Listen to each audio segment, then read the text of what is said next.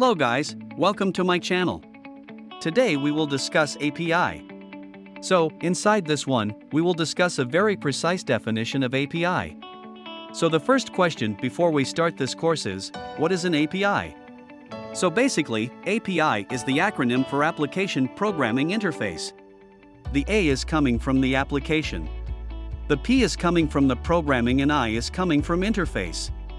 So API is the acronym for Application Programming Interface, which is a software intermediary that allows two applications to talk to each other.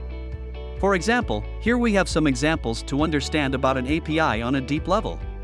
So the first example is something like COVID-19 API. So for now, in this pandemic situation, we have several apps for displaying COVID-19 data. So how do we get those data with the help of APIs? So if I go inside this Google and search about COVID-19 APIs, as you can see that we have several links here.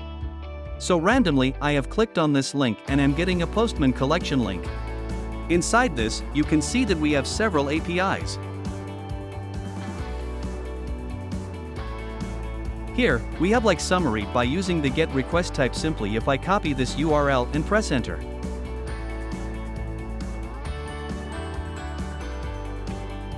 As we can see, with the help of this API by using the GET request type, we are getting data into a raw format.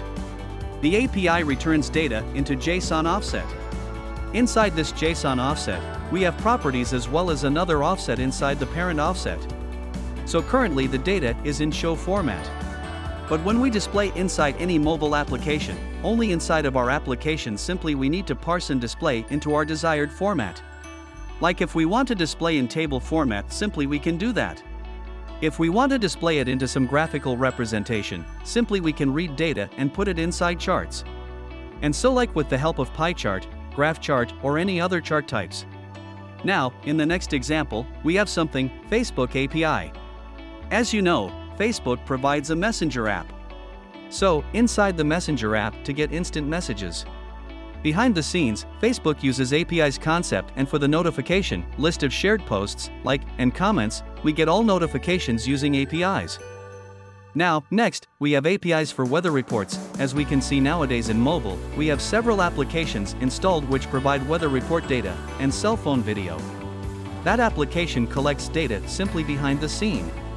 Also, it calls the API to get all weather report data by getting data into a raw format, simply parsing and displaying it into a table format, or using some graphical representation. So here we can understand with the help of this line as well. Here we have a backend server, which provides backend data. This data is in raw format.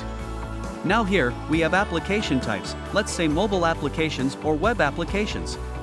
So, to display data to end users like a mobile application or web application, they need data. And as we know, data is stored inside this backend server.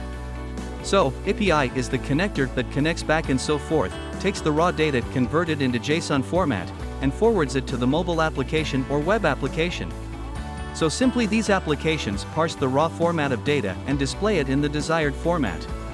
So that's why, and to this definition, as we can see, an API is a pretty software intermediate that allows two applications to talk to each other. Here we have application 1 and here we have application 2. They are talking to each other means here we have the data and here we have the end user interface. So data is sent to this end user and the user is requesting data from back and so forth. And the whole process is going with the help of this API. To conclude, API is the data carrier. I hope you have learned from this short course. Stay tuned for more videos to be posted soon. Don't forget to like and subscribe.